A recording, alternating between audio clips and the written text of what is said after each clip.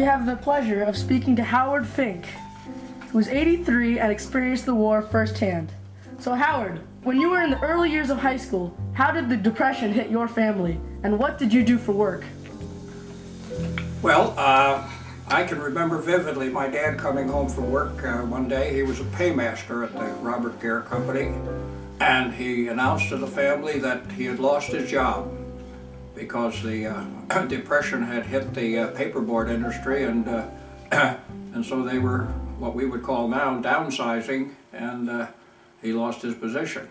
What are we going to do? So what did you do for work? As once your dad was out of work, you probably had to pitch in. Well, we all pitched in. I had an odd job company with my neighbor, and so we did odd jobs around the town, around the village. What was your slogan? If it can be done, Ingram and Finck will come on the run.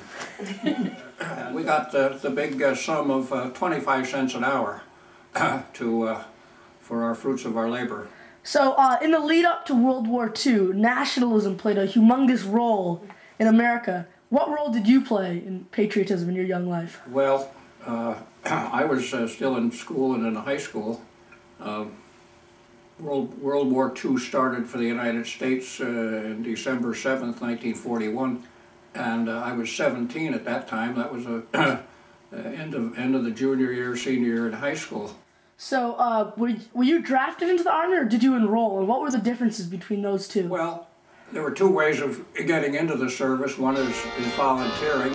I was drafted and sent to basic training in Macon, Georgia.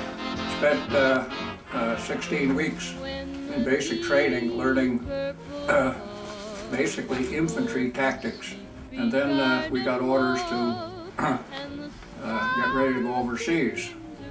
And then we went to New York Harbor and got on the Aquitania, and off we went to Scotland. And we were in England about a month, and then we went down to Portsmouth, England, and then an LST across the Channel to France, and then by motor to across France, Belgium, to a quiet sector on the Western Front.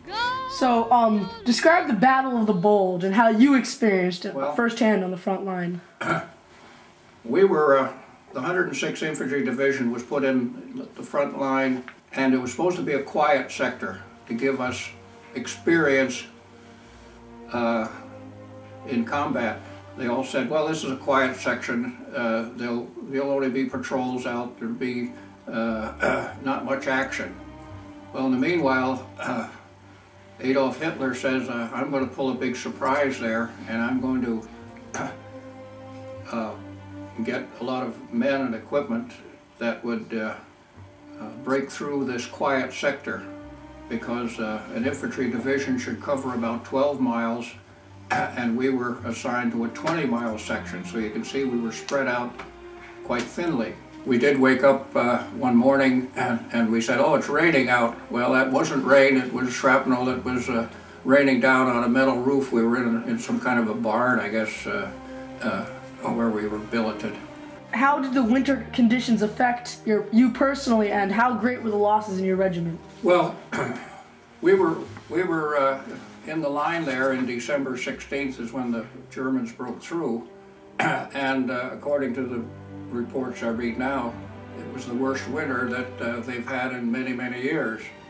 The high command of the military said the war would be over by Christmas, so they didn't bring up the winter clothing. So most of us had not summer clothes, but we didn't have any winter clothes. We didn't have galoshes, boots. We didn't have heavy gloves and that kind of material. The weather during that time was very overcast, and could not get any air power to come to bear because it was too foggy. And so the Germans had counted on that to break through, because they wanted to get to break through and get up to Antwerp, where all our supplies were coming in, and cut the cut the Allied Army in two, the British being on the north end and the Americans on the south side.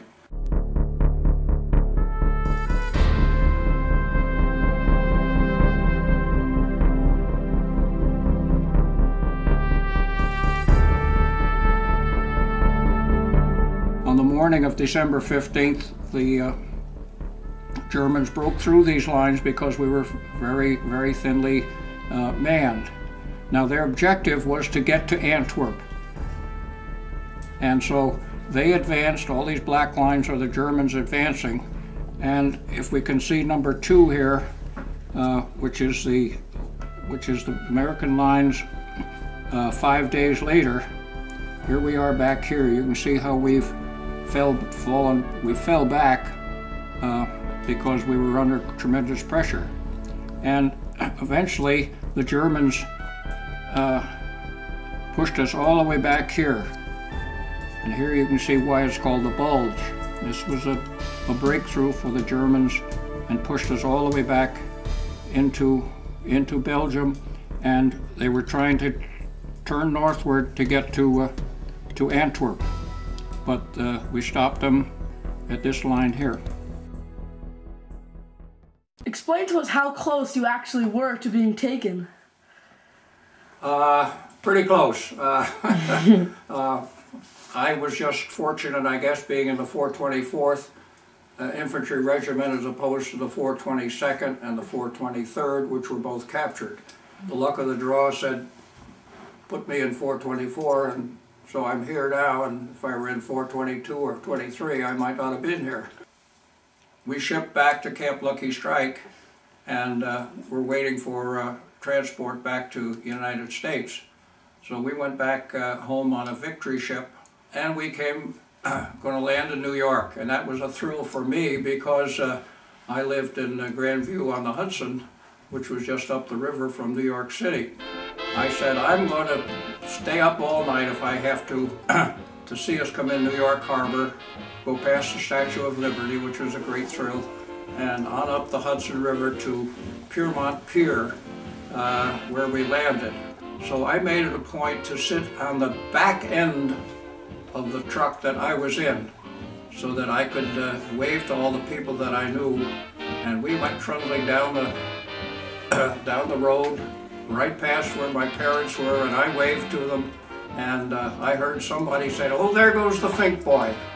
So we went on over to Camp Shanks, and we did whatever we had to do over there, and I got a pass, and I called my parents and I said, I'll meet you on the old bridge there on Tappan Road. And so they were there waiting for me, and I had a great reunion and went home, and there were some friends there, and we had a bite to eat and just talked and talked and talked.